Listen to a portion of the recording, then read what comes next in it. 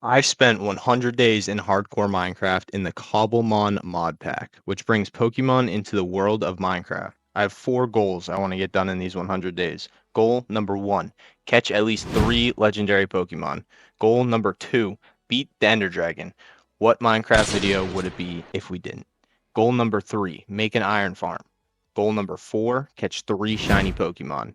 Now kick back, relax, and enjoy the adventure. Day one started like any Minecraft day, but this one was different. As the sun rose, I chose my starter. Of course, I had to go with the best pick, Charmander. Psych! We are going to be picking the GOAT, Turtwig. I chop down a tree and make some tools, and start exploring this new world filled with excitement. Whilst continuing to adventure, I found an apricorn tree. This would be very important later on, considering this is what's used to make Pokeballs. After adventuring for quite some time, I came across this Pokemon that I legit thought was a boss. Look at how threatening this guy looks.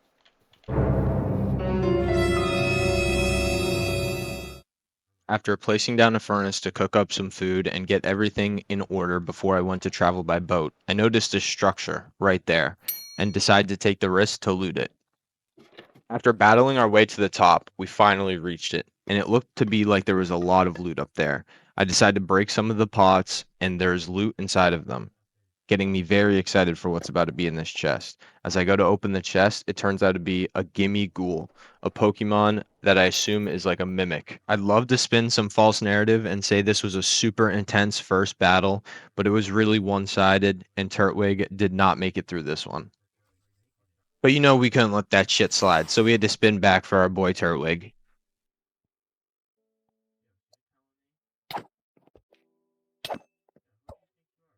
After getting it back in blood for Turtwig, because we definitely were not going to let that slide, I continued to loot the tower and then eventually leave, heading back to the water. I continued to loot the water, finding this abandoned boat, looting it up, finding these smithing templates, some books, and a buried treasure map that for some reason leads to absolutely nothing.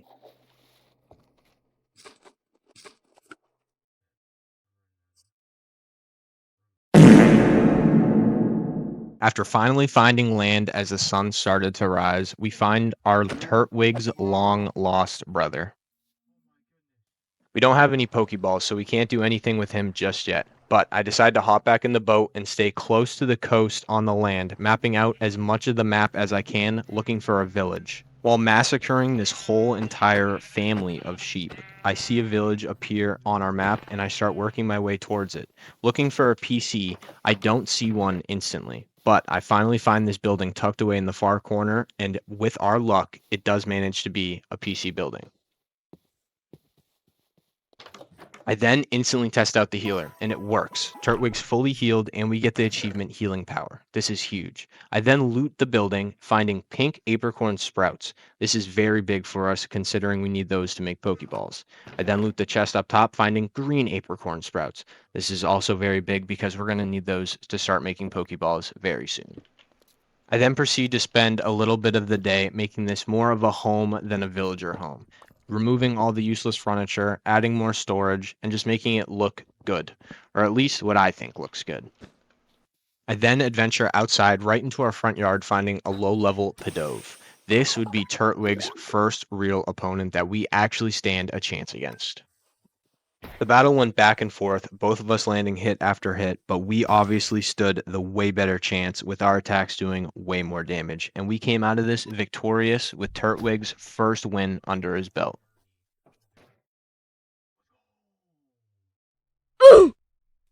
I then spent most of the rest of the day terraforming this large spot of land where I wanted our apricorn farm to end up going.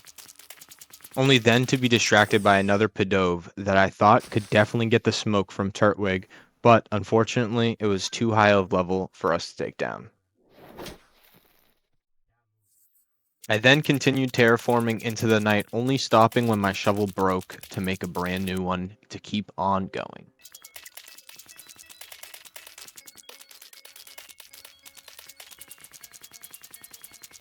I then slept for the very first time in this world after a long, hard day of work. As soon as I woke up on day 3, I knew we had to be productive if we wanted to achieve our goals we set for ourselves in these 100 days. I killed some animals, smelted the food, and then went right down to the caves. I continue to find lots of iron and lots of coal while mining, but then I run into something really interesting. What is that? Ice stone? If you couldn't tell from my grade A commentary there, I got an ice stone. This is a certain item that evolves Pokemon when they reach a certain level, and it's pretty nice to get so early on in the 100-day challenge here. I then took all the iron we obtained so far and smelted it, making an iron pickaxe and an iron shield, which would greatly help the rest of this mining trip. A message broadcasted at the bottom left of my screen saying a shiny Lechonk has appeared. With no Pokeballs, our hands were tied. There wasn't much we could do. And little did I know, we wouldn't see this message for a long, long time again. After that, I continued mining more and more iron until I ran into a sunstone buried right below the iron. Oh, what's that? A sunstone? The sunstone being the same as the ice stone used to evolve a Pokemon at a certain level once it has reached it. I then proceeded to smelt all of the iron that we have obtained so far, making full gear, full tools, and even a bucket, everything we would need. I then dug up on the night of day 4. After reaching the surface and realizing it was nighttime, I made my way home and decided to sleep. The very next morning, I decided that I did not like the way my neighbor's house was looking and decided to make some renovations of my very own. Now that the renovations have been done, I decided to build a farm here. I would put sugarcane, wheat, carrots, potatoes, absolutely everything I would need to survive the rest of these 100 days.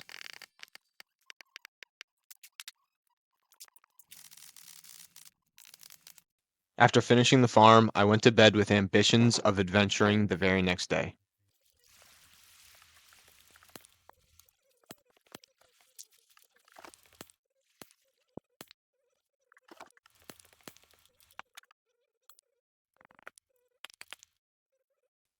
Thinking that this would be another gimme ghoul, I instantly threw Turtwig at it, and then realized it was actually a chest filled with lots of loot.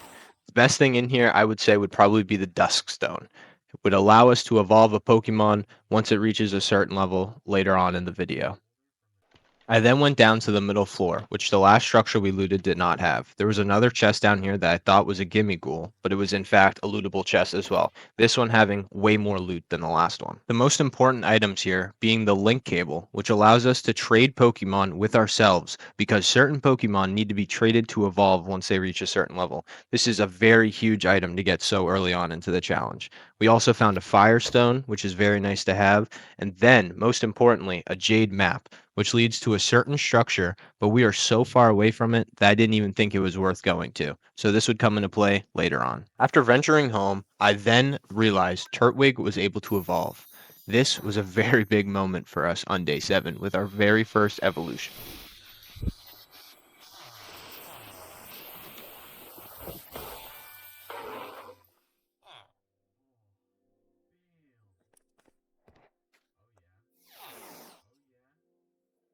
After that, I decided to adventure out and then look for more apricorn trees.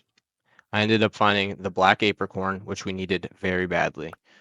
But I did not find an apricorn sprout on it for quite some time. With only a 10% chance to drop, I was here for literally the next 2 whole days. Just as the night finally passed, on the morning of day 9, we finally got one, which would allow us to plant it at our own base, making it so much more efficient to farm. I then came across another village and looted its blacksmith house. Finding okay loot, I guess. An iron horse armor and a saddle is quite nice. And we actually end up going to tame a horse and then riding him home. Come on, love me. Yes. We finally made it home. Nice. I then began to organize and make the base feel a little bit more like a base, adding more storage and just tidying up as I saw needed. But now, more importantly, we had every single apricorn needed for the farm, so I decided to get to terraforming.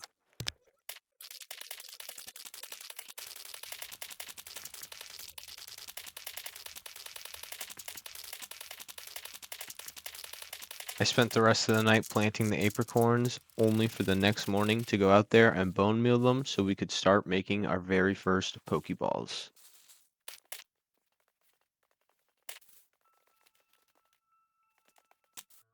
After farming our new apricorns for a while, we were finally ready to make our very first Pokeball, and we chose to make Ultra Balls because it would have a 2 times catch rate.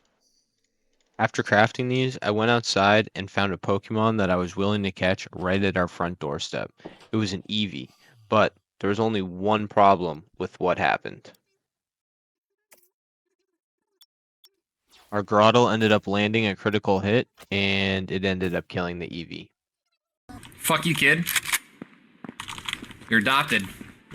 After that interesting experience, I really still wanted to catch our very first Pokemon, so I kept exploring for the rest of the night, eventually finding a Magikarp. This we would definitely be able to catch. And just like that, we caught our very first Pokemon, one of many in this long, long journey ahead of us. While heading home, in the plains biome, I found a Ditto, and I definitely wanted to catch this guy. This was a much closer battle that definitely came down to the wire, but we were able to clutch it up and catch him with one of our Ultra Balls.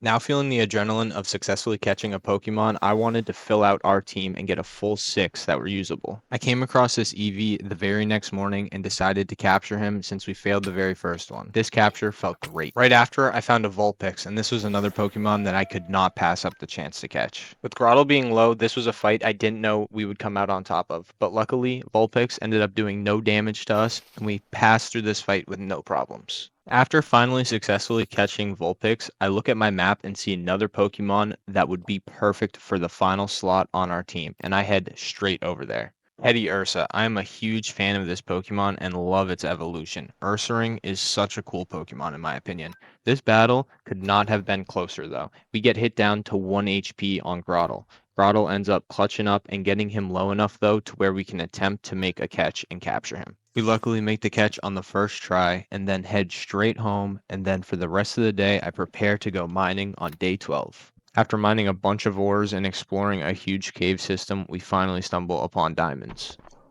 Diamonds! Let's go, let's go, let's go, let's go!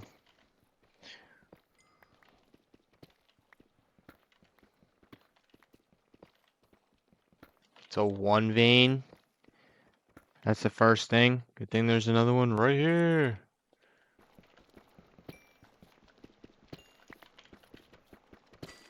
After that, I made a diamond pickaxe and continued to adventure into the cave and mine as many ores as possible.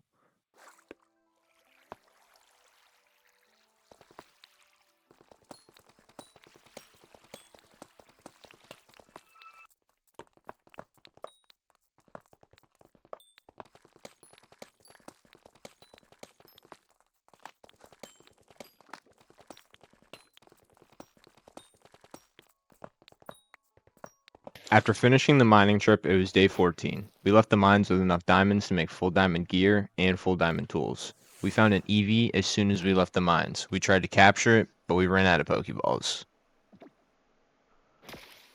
Oh, I right instantly now. decided to make more Ultra Balls and We then definitely headed to have the the plains stuff for biome it. right next to us, instantly running into a wild Ponyta.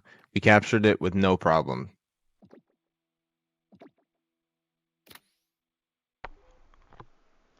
Let's go. After that, I realized that I left the mine without getting obsidian, which we obviously needed for the nether portal and if we wanted to make an enchantment table, which we obviously did.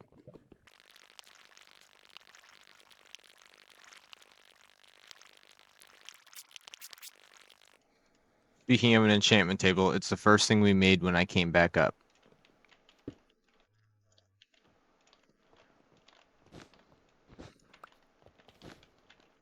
After that huge mining trip, we were able to build a PC. This PC would allow us to choose between the Pokemon we wanted on our team and the ones that we didn't. After that, I made another crucial item that would be very important in this 100 days. It was the Pokédex. This Pokédex would allow us to track how many types of Pokemon we have caught and seen in the wild.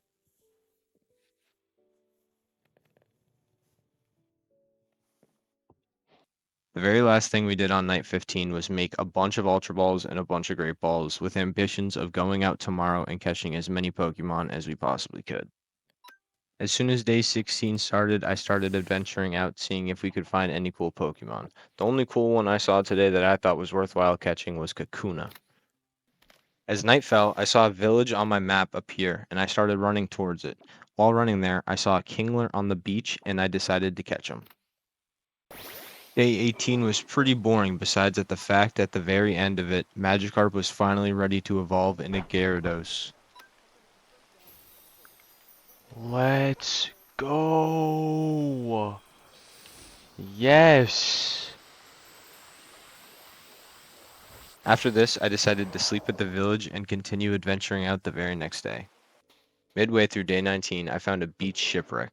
The shipwreck had a barrel on it with a bunch of loot. It had a shipwreck cove map, it had a smithing template upgrade for a fishing rod, and it also had a mending fishing rod. After that, I didn't find much and decided to head home, sleeping and then making it day 20. Instantly coming out of my house, I found this random oddish chilling on my front porch. I decided to catch him. After that, I made an XP share. This item would allow a Pokemon to hold it and not be in active battle and still gain experience points. It's really nice for leveling low level Pokemon that don't stand a chance. This led to me wanting to try it out, but instead I ran into a Pokemon I've never seen before, Crabominal. I decided I would try my best to catch it. Oh, well, that was easy. As night fell and I was doing things around base, I realized that we could evolve some of the EVs that we've gotten with these stones. The first one here, I gave a Thunderstone. This would evolve him into Jolteon.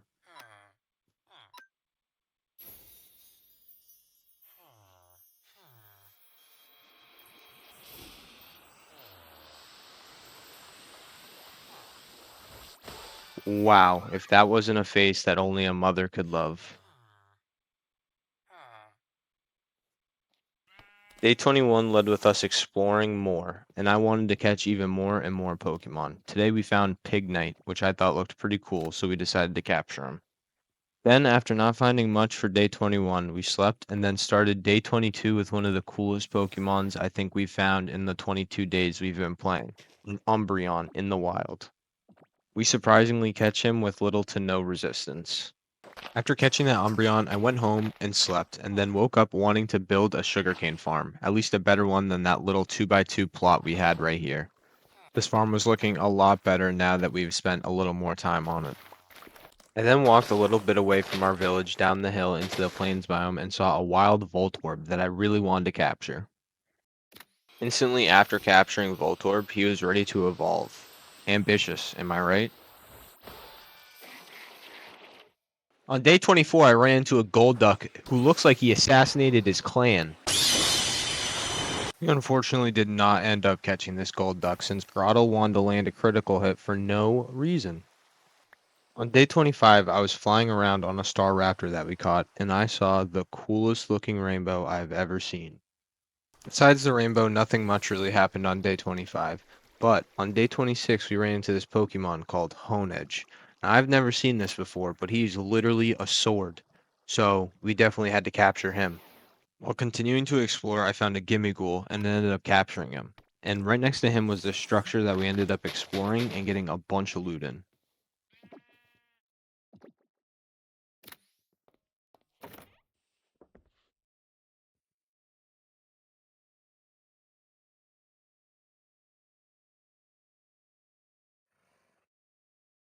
Not only did we get a bunch of evolution items, but we got a bunch of candy that we'd be able to feed to our Pokemon to level them up and hopefully evolve eventually.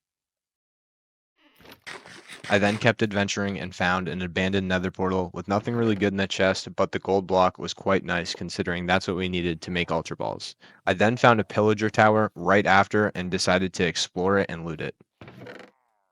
While looting the top chest, I found a life map, and while looking at it, I realized we were way closer than I thought we would be. So, I slept, and the next day, I decided to venture out and go check it out. Flying over this hill, I realized that it was literally right there. So, I decided to fly over and check it out and see what loot was here.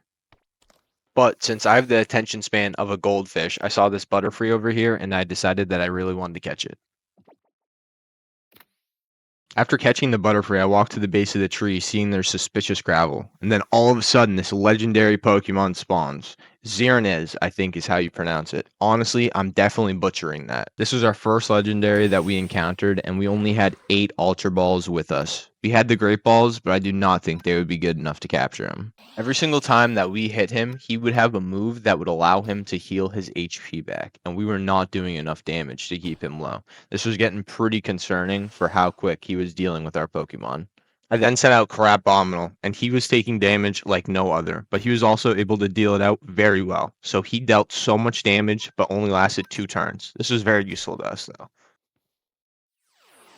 I send out Gyarados hoping to get more attacks in that lower him just enough to where he's in the catchable range. I was really trying to get him down to 15 to 25% here. Gyarados ends up landing a huge hit, and we end up trying to capture him. This, unfortunately, does not go as we wanted. I assume he didn't like trying to be captured because he instantly broke out and hit Gyarados with a knockout punch. We're running out of Pokemon quicker than I wanted. I send out Ponyta in hopes that we would be able to get it low enough to finally make the capture. And with just enough luck, we end up landing a burn, which is huge. Every single time that he will try to heal, he will take damage back at the end of his turn. After Ponyta landed one more good hit, I decided to just keep on capturing him and see if we could get him. We were down to our last 3 Ultra Balls here, and Ponyta was getting really low. I had absolutely no faith in catching this first legendary Pokemon we saw, until after marking this historical moment in our 100-day challenge, capturing our very first legendary Pokemon, Ponyta, the MVP of our team, clutching it up, was ready to evolve, and I was so happy for him. I already thought Ponyta was a cool looking Pokemon, but now after seeing Rapidash in the flesh, I understand why he wanted to evolve so much. After the hype of catching the legendary Pokemon has left, I realized that we saw that tower coming to the life tree, so I head over there to loot it up. Instead of this chest being one of the lootable chests, it turns to be a Gimmighoul. We end up catching him because why not? I really wanted one. I then continue on looting structures that I see in the distance. I really wanted to get a brush and go back to that life tree though to start getting some of that suspicious gravel. After traveling for quite some time, I end up finding a chicken that allows us to make the brush. I also end up finding this structure which has a bunch of suspicious gravel at it. I decide to make the brush and spend most of the day brushing the gravel, seeing if we could get anything worthwhile. I didn't really get anything worthwhile, to be quite honest with you. I spent the whole day here and I wasn't really too happy with this decision. So, the very next day, I decided to head straight back to the life tree and see if we could get anything better. I then made it back to the life tree the very next day. I decided to use the brush on all the suspicious gravel, really hoping for better loot. But, unfortunately, it wasn't looking too good for most of this.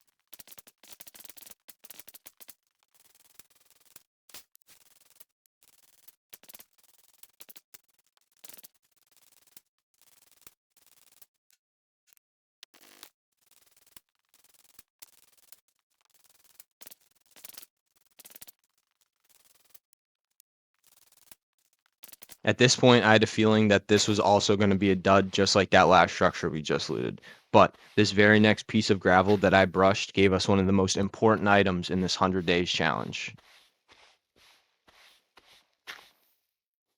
That item right there was Mew DNA. And the reason this was so huge is this would allow us to create one of the most iconic legendary Pokemon ever.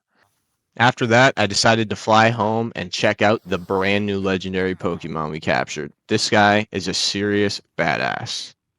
After a quick Google search, looking at what the hell relic coins are used for, I realized that they were used to feed Gimmighoul and then have him evolve into Gold Dango once he was given 999 coins. So, we're almost there, I guess. After making some more Ultra Balls the very next day, with ambitions of catching more Pokemon, I realized Grottle was ready to evolve since yesterday. I then get a cherry sapling and give it to him. Then we experience one of the coolest evolutions we will see in these 100 days.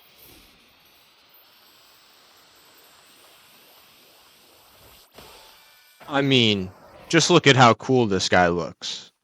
Tell me this isn't the coolest evolution. That's right, you can't, because it is. I spent all of day 32 mining a bunch of cherry wood and other basic resources we would need to expand the house. I really wanted to make the base feel less like a villager home that I just took over and more like a base that I built. Looking back on it, I now realize I did just build a single hallway and really called it a day, but I was pretty happy with how this whole little section turned out. It gave us a brand new enchantment area and it looked pretty decent, for how I thought at least, with my building. Day 34 started with me making an anvil for the base so we would be able to combine enchantment books later when we needed to. And then I adventured to make the nether portal. I say adventured, I really just decided to build it 5 blocks in front of our front door. Before heading to the nether, though, I decided that I wanted to explore a little bit more and I decided to go loot more structures. As night fell while still exploring, I ran into our very first savanna biome. I decided to stay here for a little bit to see if I could catch at least one cool Pokemon. The savanna biome ended up being a huge bust with only a couple structures in there that were worth looting. After spending basically 2 whole days in that savanna biome, I was really excited when on day 38 I saw a Badlands biome. I was really hoping there would be some cool Pokemon in this biome for us. I ended up catching a couple Pokemon that I thought were pretty cool. One of the coolest being a Sandslash, and we caught him no problem with these quick balls we were using. Over the next couple days, nothing really interesting happened. I caught a couple Pokemon I didn't think that were worth mentioning, and I looted multiple structures, finding pretty alright loot. On day 41, I decided to fly home and light the nether. I was really excited to go in there, but we weren't ready just yet, so this was going to have to wait just a little bit longer. I then gave a leaf stone to Eevee to evolve it to Leafeon. While Eevee was evolving into Leafeon, I decided to grab all these relic coins and start giving them to Gimme Ghoul so he could eventually evolve into Goldango.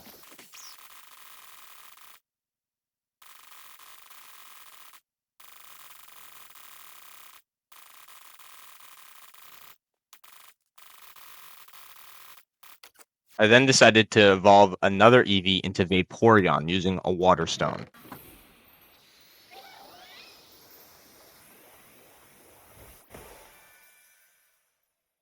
The very next day, I decided that it was time to go to the nether, so I threw on my gold protection 4 pants, made a shield, and decided it was time to go.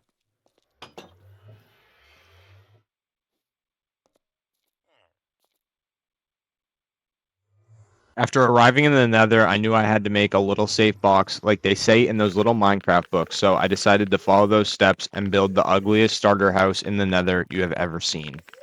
After adventuring out not too far, I ran into a Slugma and wanted to capture him, which we did with no problem with the quick balls. I then, right over here, saw a Haunter, and I really wanted to capture him, so that's what we decided to do.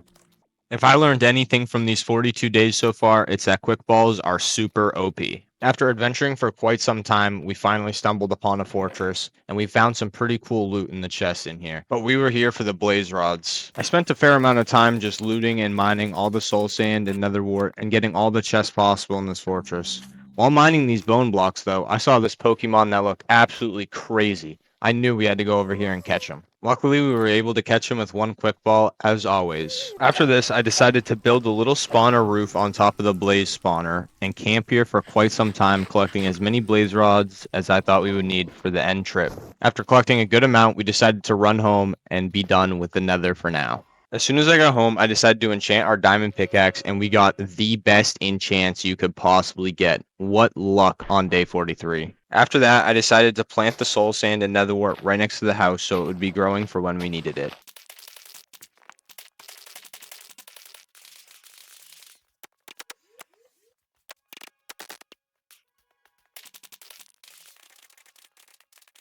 After that, I decided we could go down to the mines and test out our brand new pickaxe with these insane enchants on it. While exploring the cave, I noticed something weird on my map. After taking longer than I'd like to admit mining to it, I discovered what seemed like a huge boss arena, and then I got this achievement, Beasts of Another World. I then carefully entered this arena, not knowing what dangers could lie ahead of me. I then decided to mine some of these sky tumblestones. Not sure what they were needed for, but I'm pretty sure they would be important later on. I then saw this chest and decided to go straight towards it, hoping that there would be a bunch of loot. At first glance, you wouldn't think there was anything good in here, and that's what I thought, until I saw this. The Comet Shard can be used as a nether star in recipes. Now, most Minecraft sweats would instantly think that means free beacon time, but I had other plans for this coming very soon. when all of a sudden I run to the middle spawn structure, and then all of a sudden a paradox Pokemon spawns, a walking wake, and this guy looks insane. Oh my god, I was about to say this looks like a boss. Yo, what? What is this thing? Oh my gosh, level 75. Oh my god, I don't know if we got this. Oh my. It just one-shot us. If you couldn't tell from that live commentary there, this was recorded very late at night, and I was not expecting to run into such a high level Pokemon while mining. But at least we were prepared and had enough Ultra Balls with us at the time to be able to catch him. And with enough effort, we ended up catching him. I probably should have used a quick ball at the beginning. I didn't even. Let's go! We didn't even need to. 11,000 XP? That thing looks crazy. After that crazy encounter and capturing that Pokemon, I decided to keep on mining, finding a skeleton spawner almost right below base. This would be important later on if we wanted to make an XP farm. I also found a Power 5 book out of one of these chests, which would be very useful with our fight with the dragon coming up very soon. It turned to day 44 while I continued to mine, but then I found this crazy looking Pokemon that I decided to capture. After this, we decided to mine as many diamonds as we could find.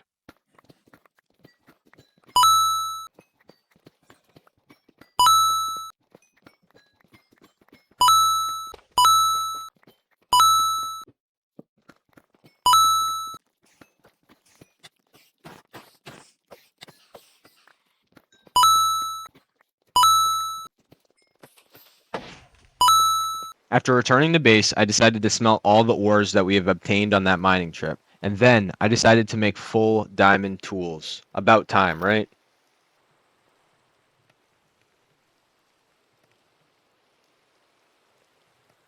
After organizing my inventory and going to sleep, the very next day I decided to make the fossil analyzer and the data monitor. These would be very important items with what I wanted to start next. But I needed a revive to make the restoration tank. This would be the last piece needed in this complete set. While out for the honey that I needed, I mined an evolution stone and Fortune worked on it. This would be awesome in the future. Day 45 ended with us catching this crazy looking Pokemon. Reaching another plains biome on day 46, I end up capturing Timber, our 100th Pokemon on this 100-day journey.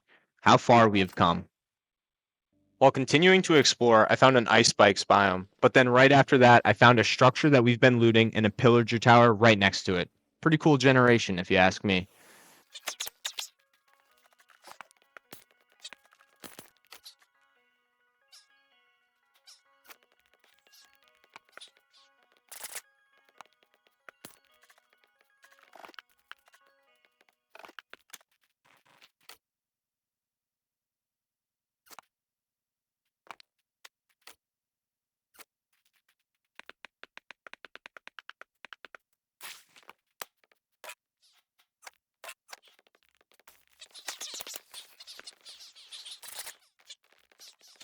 I continued exploring the ice spikes biome, finding this wrecked ship inside this iceberg. Titanic, maybe? Anyways, it didn't have that good of loot, but still some pretty cool stuff overall.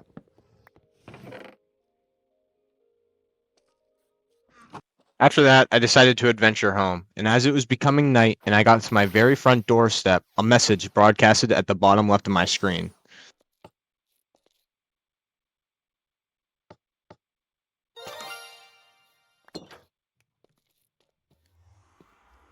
Oh my gosh. No way. A shiny Growlithe. Where's that? Oh, After realizing it was almost oh, right next to our come on. base, I decided to fly over here and catch it. Oh, come on, come on, Super come on, come excited about seeing our first shiny, let alone it being one of the coolest Pokemon. Let's go! Catch your first shiny Pokemon. Let's go!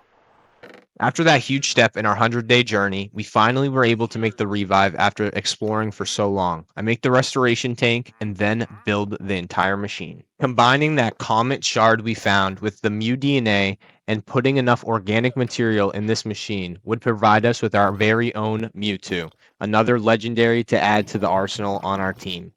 After finally seeing the machine turn on, realizing that it was working, I was so excited I didn't do anything but sit here and wait for the very rest of the day. After the machine finally finished, I right-clicked it with a quick ball, finally giving us our very own Mewtwo. Not only did Mewtwo look super cool, but he had a super good moveset, making this a very cool Pokemon to add to our team before the day 50 mark. Day 50 was finally upon us. Today, I decided to go back to the Nether and head towards the blue biome. I don't know what the name of this biome is, but I know it spawns Endermen, and I needed Ender Pearls so we could go beat the dragon. After getting to the blue biome, I found almost no Endermen, and the only cool thing I found here was this Impidimp. What an interesting looking guy. But suddenly I realized that I could just trade with piglins to get Ender Pearls with gold, so I decided to head back. In these next 10 seconds, we come the closest to losing the world we have so far in our journey.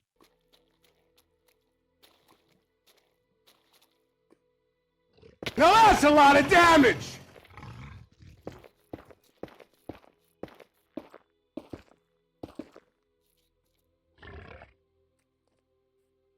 Oh my god.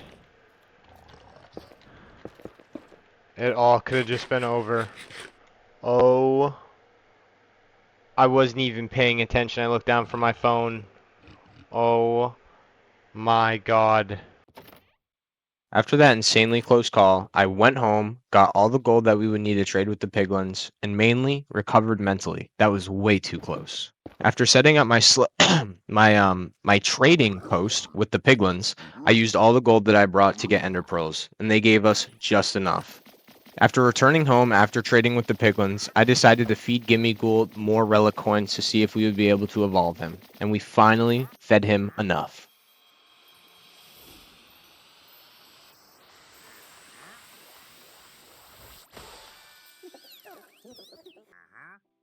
The rest of day 51 was spent preparing for the dragon fight.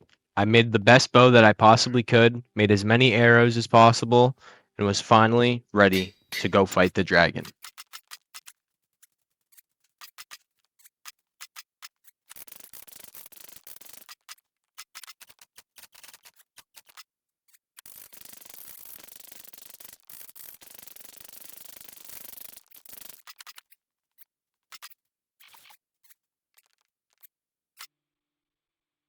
And just like that, on the morning of day 52, we were finally adventuring out, ready to slay the Ender Dragon. As night fell on day 52, I finally found where the stronghold was located. The portal room was the first room that I found, but I still wanted to loot the library and check out what loot was in there.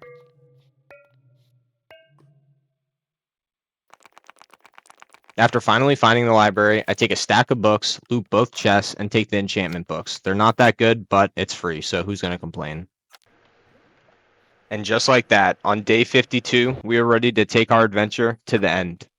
This end fight went as every end fight does. I took out the crystals and slowly started working on the dragon.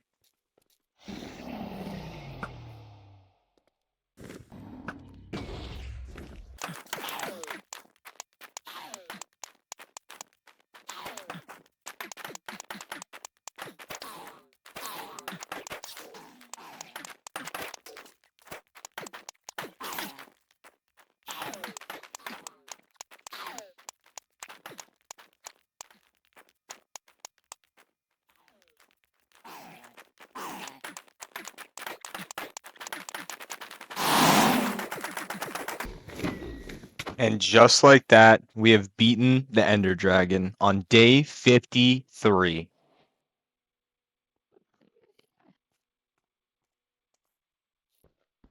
I collected the dragon egg and then instantly grabbed some ender pearls and headed to the end cities. Since we already have a flying Pokemon on our hands, flying to these end cities is going to be way easier than usual. After feeling like I've been flying for hours, I finally stumble upon an end city on day 54. I spend a good amount of my time working my way through the tower, killing all the shulkers, collecting as many boxes as I can, and collecting all the valuables inside.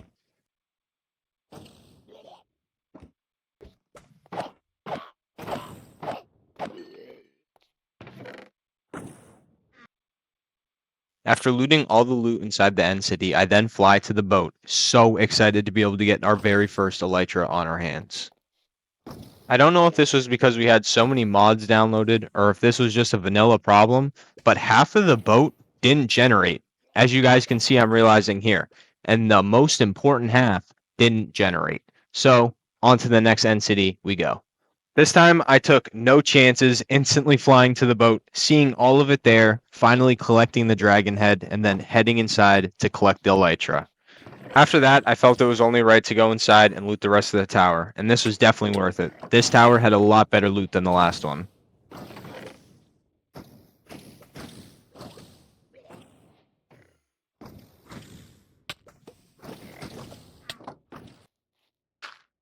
After that, I headed back to the portal, finally ready to head home after this long journey. After finally making it home, I decided it was time to start one of our big projects, so I instantly headed to the nearest forest and started deforesting it.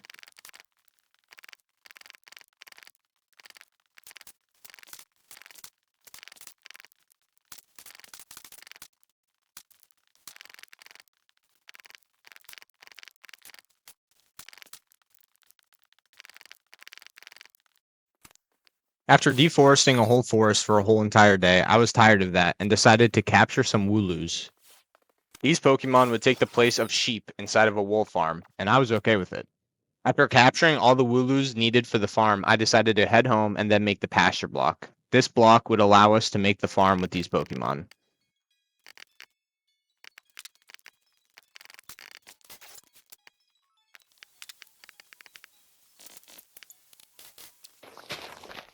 The very next day, I decided to start terraforming this huge plot of land that at some point I wanted to build something. Plot twist, I never actually got to building this in these 100 days. Once night fell, I decided to see if I could get a zombie villager to spawn, because that was going to be one of our big projects, is getting a villager breeder going. Unfortunately, we did not find a single zombie villager this whole entire night though.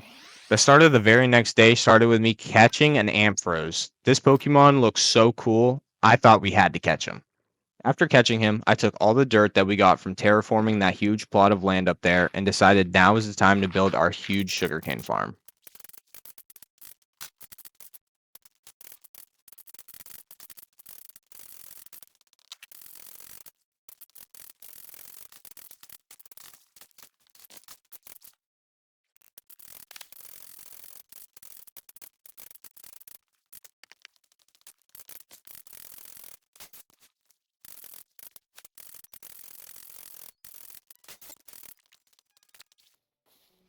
After finishing the sugarcane farm and catching a couple Pokemon while doing it, I tried to see if we could get a zombie villager to spawn once again on night 58. After spending that whole night not being able to get a zombie villager to spawn, I decided the very next best course of action would be to go to the closest village and make a breeder box there and then transfer one to our base, which would be very long, slow, and agonizing, but it would work. After finally getting to the village at nighttime, I decided to build them a 5-star breeder box. This was as luxurious as it gets.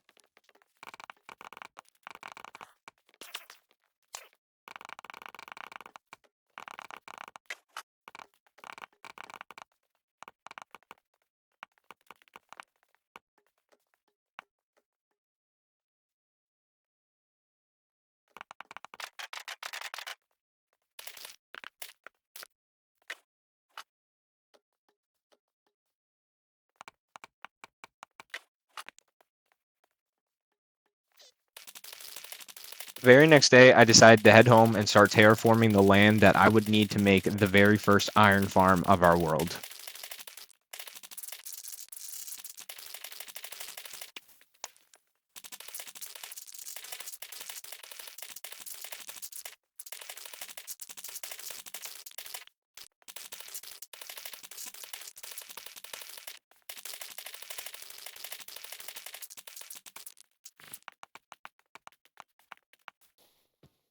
After spending the whole night terraforming the land around the iron farm where it would needed to be built, I was running back to the village. Then, all of a sudden, a message broadcasted at the bottom left of my screen.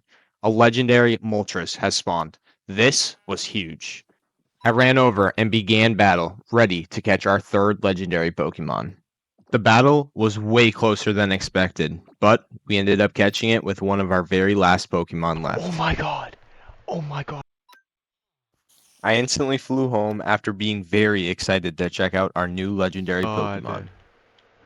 This is epic.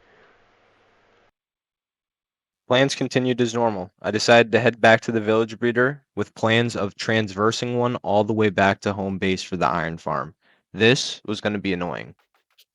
Enjoy these insanely sped up clips of me losing my mind trying to get this villager to the iron farm.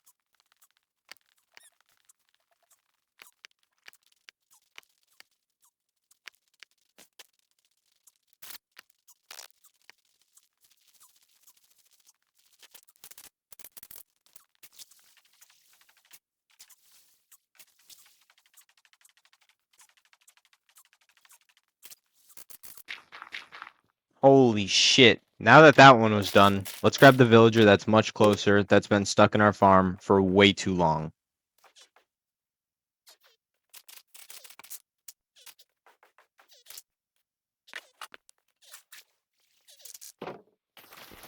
Now, with two villagers close to base finally trapped, I continued to farm for quite a bit, grabbing a lot of food so they would be able to continue to breed. After feeding the villagers, I decided to go down to the mines, considering we were going to need a lot of building blocks for these next upcoming projects. While trying to move one of the villagers on the very next day, the iron golems did not let that shit slide, and I honestly almost died here. I was not expecting the iron golems to aggro onto me.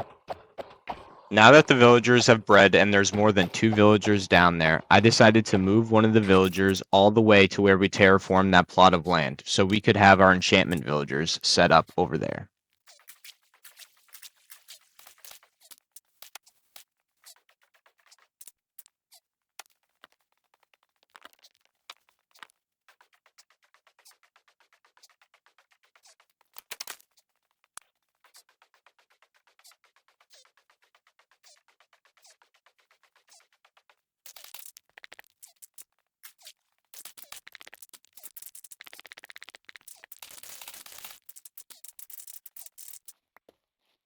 After successfully moving this one, I try to move another one and a shit show ensues.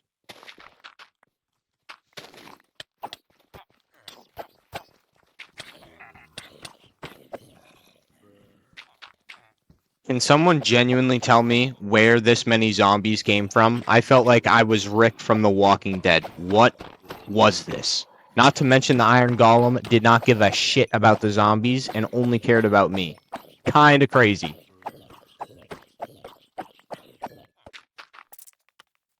Now that I cleared out an entire city of zombies, I decided to move the second villager, and this went pretty smoothly.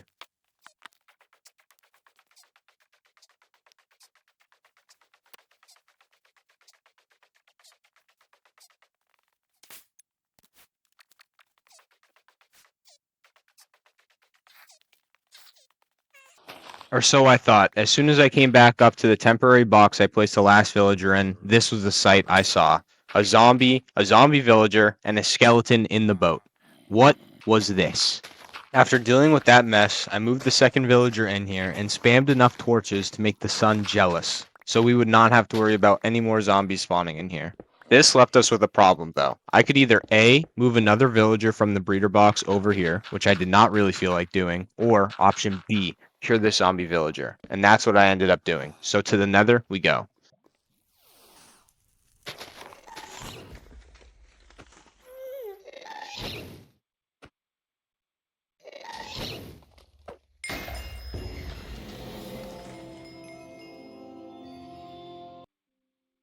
After doing that little side quest, it was right to making the potions to be able to cure this zombie villager.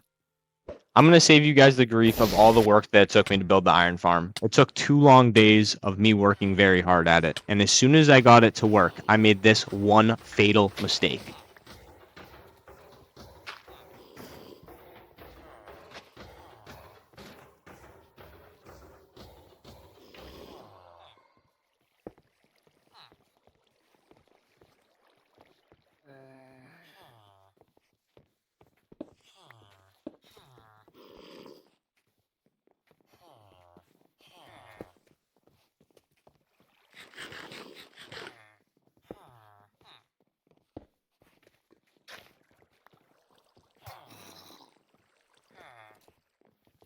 For legal reasons, I cannot play the audio that is followed by this clip.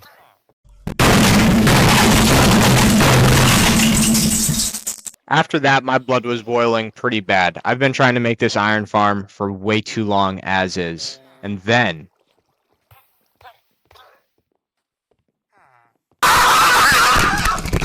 Holy shit, dude! While editing this, I like to think that the darkness rising in the background is my anger levels rising, because I was fed up with the villager shit. I mean, do you see this? He's literally emoting on me. But it was no worries. I decided to come back to the other villager box to just grab more villagers and start breeding these ones. But apparently, since I left these guys in the same boat as zombie villagers, they did not cure. So I had to cure these guys once again. After taking a long mental break after dealing with all that villager action, I decided to install Vein Miner. This would make getting materials so much easier. And I really needed it mentally after dealing with all that stuff last time. Day 70 was a big day. This was going to be the start of our creeper farm. This was a project that I decided to take on after that iron farm decided to go to absolute shit. And you may ask why I don't edit all this out and just speed it up. And that's because for those people who don't really think I did this shit, I really did. I built every single block. I watched every single second of that tutorial. Thank you.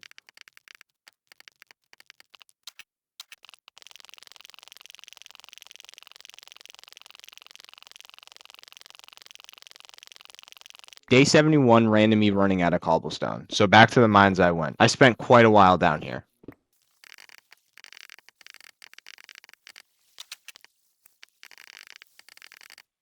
And just like that, work that took me hours brought to you guys in mere minutes. This creeper farm was by no means the most efficient creeper farm I've ever built. It was honestly on the worst end, but it was going to do the job for these last 28 days. The reason I built the creeper farm where I did is because when I'm AFKing the creeper farm, the sugarcane farm would also grow. It kind of goes hand in hand for the fireworks that we would want to be making. After that couple-day break, I was so ready to finish this iron farm. More inspired than ever, in fact. So, we decided to move more villagers over. Finally, on day 75, I got all these little shits inside their villager box, and the iron golem farm finally worked. After that, I thought it was finally time to use some of our levels from the dragon fight, so I spent a lot of today enchanting our gear. After enchanting our gear, I decided to head to a nice beach and destroy it.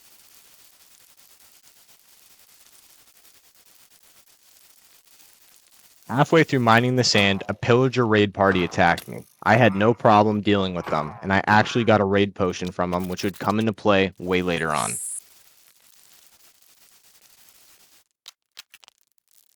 After returning home, I decided to make more furnaces so we'd be able to smelt all this glass. You're probably wondering what this glass is for. That very first villager box that we built at the village not too far from us, we're going to turn into our cartographer village. We are going to use them to sell all of our glass for emeralds. I also make our very first shulker boxes this day. After this, I decided to go mining for more coal because we were running out because we were smelting so much glass. On day 78, I decided to make a smithing table so I could make a Poké Rod. This would allow us to catch Pokemon from water, hopefully allowing us to catch some new Pokemon. After fishing for quite some time and only getting Magikarp, I ended up stopping and I never returned to fishing again. I kind of completely forgot about it. But maybe in 200 days? Halfway through day 78, all the glass was done smelting. I took all the cartographer tables and all the glass that I had smelted and brought it over, ready to make a huge profit. I unfortunately forgot that I was going to need some paper as well because these guys, for some reason, needed to trade paper before they would trade glass. But whatever, we had a sugarcane farm. I flew back to the creeper farm so I could AFK getting gunpowder and paper at the exact same time.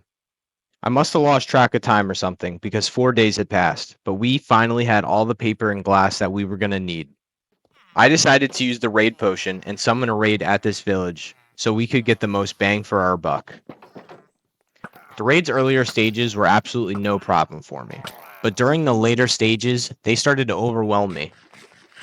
After clearing multiple waves, I finally got my hands on a Totem of Undying. For most hardcore players, this is the best item in the game. It can simply save your run from dying. What could get better than that? But for me, whenever I hold this item, I for some reason decide to play like the biggest dumbass ever. Prime example right here. I'm fighting for so long that my armor literally breaks. Luckily, I was smart enough to quickly leave and go home and decide to re-gear. Now returning on day 84, finally ready to finish this raid. I don't know if going back and repairing my gear fried the rest of the brain cells that I have left, but as soon as I land, it's almost like I forget how to play Minecraft and instantly pop my totem. Way too close.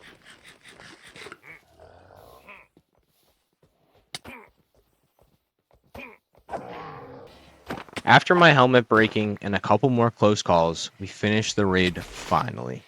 Side note, why are there so many of this mob? I don't know if it's because I haven't played Minecraft in quite some time, but what is the need for there to be 27 of this mob spawning every second during a raid? It is the most annoying mob to ever exist. Now with that quick rant out of the way, we finally finished up the raid and got the Hero of the Village achievement, now able to get such a better discount with our trades. The start of day 85 consisted of me spending all of our glass that we had available, getting so many emeralds while doing so.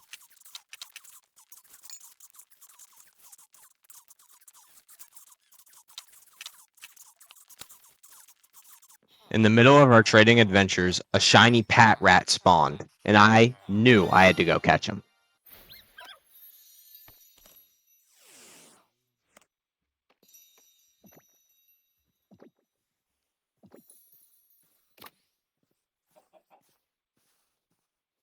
That was now our second shiny. After catching him, as the sun started setting on day 85, I decided to fly home, finally having a shit ton of emeralds.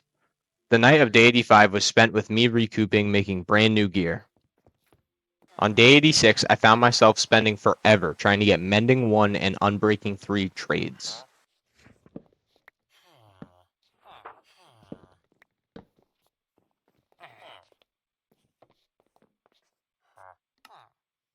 After finally getting both villagers to give me the trade that I wanted, I filled my shulker boxes full of the books. After finally getting all these books that we needed, I instantly added them to the Elytra, making the god tier Elytra that would be able to be repaired from XP now.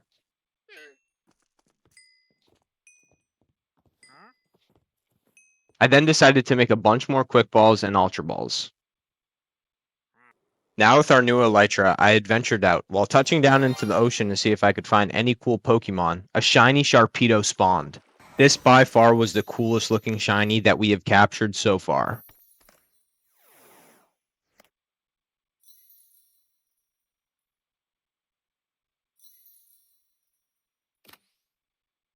The past couple days I just spent exploring and looting structures. Nothing really important happened. But only a couple days later from the last time we caught a shiny, while we were in the middle of this plains biome, a shiny Starly spawns. I instantly run over to try to capture it. If we capture it, this would be our fourth shiny Pokemon.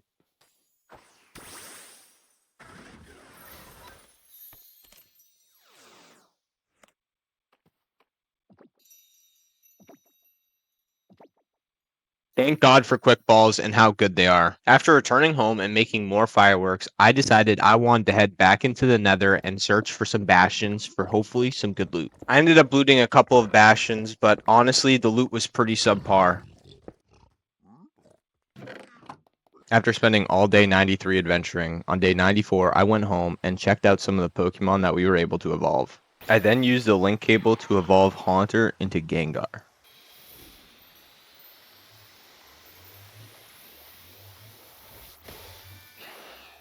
And then, more importantly, we used a Firestone to evolve our very first ever shiny, Growlithe into Arcanine.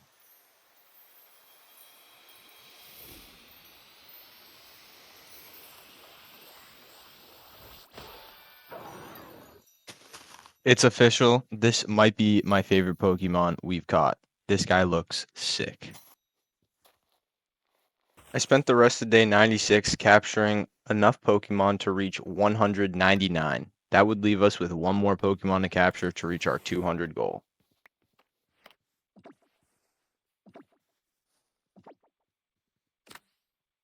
Later on in the day, I wanted to build a back porch to the house because I thought it would look nice. Not remembering I had Vein Miner installed, this happened.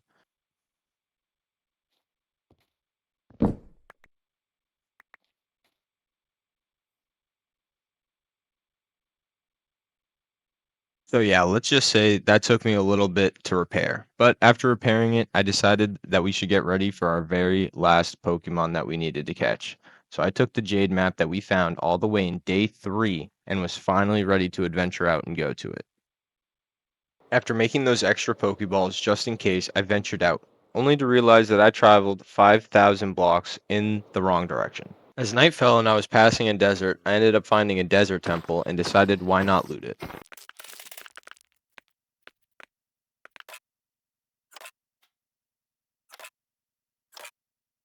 After getting some pretty subpar loot in that temple, I finally decided to go the right direction this time and was on my way. While exploring, halfway through day 99, I found a woodland mansion. I didn't decide to do anything with it though, considering we only had one day left. I continue on finally finding the tower, and to be honest, it was pretty lackluster, or so I thought. While walking around the tower, I was still trying to figure out what I was supposed to do here, and I don't know if it has any correlation, but as soon as I took out the Jade Orb, a Rayquaza spawned in the sky.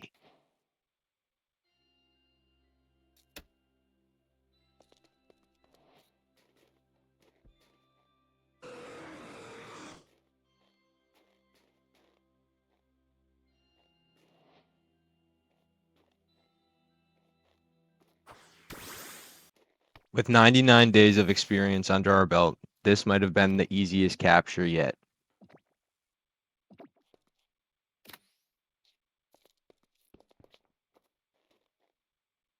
Yo, let's go. No way. That, what a way. I flew home as the sun set on day 99, feeling very accomplished in what we've accomplished in these 99 days. And just like that, day 100, what a far way we have come.